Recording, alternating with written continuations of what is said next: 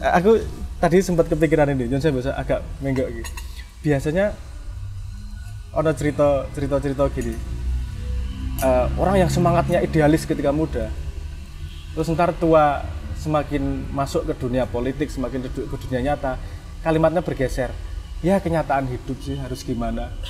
Jadi yang tadinya idealis maksimal, dia menyadari keadaan dunia, terus kemudian ngomongnya optimal. Saya pernah term gini, Bang. Pokoknya saya sudah mengamati sekian generasi sejak 70-an awal sampai 2020-an ya. Pokoknya kalau ada mahasiswa datang, aktivis datang ke saya cuma tanya, kamu berani ngomong seperti itu, coba 5 tahun lagi kamu ngomong apa? Dan itu sampai berapa lama gitu itu ya? Hampir semuanya tidak lulus. Hampir semuanya tidak lulus karena endingnya yang ngomong mak kelempus, ngomong ya memang kenyataan hidup kayak gini, bagaimana lagi gitu. Nah, ini kesadaran optimal belakangan. Jadi karena apa? Karena si aktivis ini juga tidak mengerti bedanya maksimalitas dengan optimalitas. Seharusnya yang menuntun dia adalah kesadaran optimalitas. Jadi saya itu sehebat-hebatnya, sepintir-pintirnya belum tentu saya mampu melakukan ini. Jadi kalau saya sering ngasih saran, kamu daftari apa yang kamu pasti bisa lakukan, apa yang kamu mungkin bisa, mungkin tidak bisa, dan apa yang kamu pasti tidak bisa melakukan. Kalau kamu punya daftar itu sejak muda, kamu akan bisa lebih efektif menentukan melakukan apa yang bisa dilakukan dan menentukan tingkat manfaatmu ke masyarakat kan begitu. Nah itu kan sebenarnya kan itu kan kesadaran maksimalitas dan optimalitas. Nah orang sekarang kan mendorong dirinya maksimal sedemikian rupa ketika jadi idealis, ketika jadi aktivis, besoknya terbentur, telebok gitu terus bilang ya mau bagaimana lagi hidup kayak gini kan gitu. Kalau sejak awal dia menyadari optimalnya manusia itu segini, optimalnya keadaan itu kayak gini, dan keadaan itu kayak gini, nggak perlu maju 1 kilo, kamu maju 1 langkah gitu wis kadang-kadang optimal dalam sebuah keadaan gitu. Apalagi nyun saya ngomong, apalagi Indonesia dengan wicked problem yang sudah puluhan tahun atau bahasa lain ada kalimat, ada kata, ada idiom politik yang namanya melawan arus.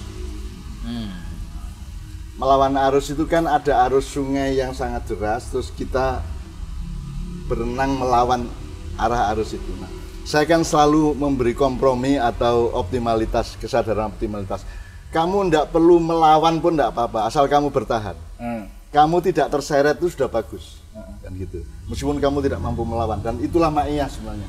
Ma'iyah itu kamu sebagai individu berdaulat dan mengerti batas kedaulatan, mengerti hakikat kedaulatan, terus kamu optimal hidupmu di dalam pemahaman nilai itu sudah lumayan daripada kamu berpikir terlalu maksimal seolah kamu bisa meruntuhkan Indonesia dan seterusnya. Nah, jadi apa namanya? Jadi memang sejak awal tidak tahu bagaimana caranya ya. Sejak TK itu anak sudah dipancing untuk mengerti beda antara optimal dengan maksimal. Nah, kita tuh kan nafsu ya, maunya maksimal gitu kan. Maunya maksimal padahal dia akan dijerat oleh optimalitas yang dia mampu berdasarkan keterbatasannya kan gitu. Ini saya tak mengomentari sedikit soal pendidikan. Ya. Pendidikan menurut saya nih refleksi betul bahwa tidak paham antara optimal sama maksimal di dunia pendidikan. Kan kita dunia pendidikannya misalnya masuk SD itu sudah resminya belum bisa baca nggak apa-apa, misalnya gitu. Tapi kalau nggak bisa baca maksimal. Tapi kan kalau nggak bisa baca ketinggalannya jauh juga kan gitu. Dan pembelajaran ini, pembelajaran di sekolah ini mencoba memaksimalkan manusia untuk menjadi ahli semuanya. Ini yang ngomong Pak Toto juga. Kan nggak perlu gitu sebenarnya. Kita punya kesadaran gini bahwa pendidikan dasar itu pelajarilah sesuatu yang paling banyak digunakan oleh manusia. Ojo ngomong matematika dhisik. Apa maksudnya matematika bukan ngomong matematika kalah penting sama kemampuan untuk berinteraksi sopan. Misalnya ngantri sopan di dunia di lingkungan sosial, itu semua orang bakal make itu. Tapi kalau matematika tidak semua orang bakal make.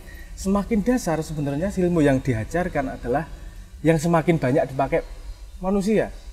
Contoh paling sederhana lagi di ilmu akademis sendiri. Seumur hidup dari SD sampai kuliah, semua pelajaran itu kita harus mencatat. Itu pelajaran yang dipakai oleh semua pembelajar. Itu perilaku yang dipakai oleh semua pembelajar. Tapi tidak ada satupun pelajaran cara mencatat secara efektif. Iki gue ratok kayak alat, wong tok colke. Ora kayak coro. Ora kayak coro. Tapi kamu pakai terus-terusan. Saya sedikit merefleksi pada pendidikan di negara lain beberapa yang menurut saya patut dicontoh. Menurut saya ide baik. Misalnya di Jepang. Saya nggak ngomong kita ikut Jepang, tapi menurut saya itu ide baik. Misalnya tulis menulis membaca itu kelas 3 SD. Kelas 1 kelas 2 itu belajar ngantri, belajar kebersihan, membangun habit-habit itu. Karena habit-habit itu akan dipakai oleh semua orang dan itu lebih fundamental daripada kemampuan akal akademik. Karena kita tidak pernah belajar sopan, jadi ya ruang publiknya jadi seperti ini, nyun sewu ngomong.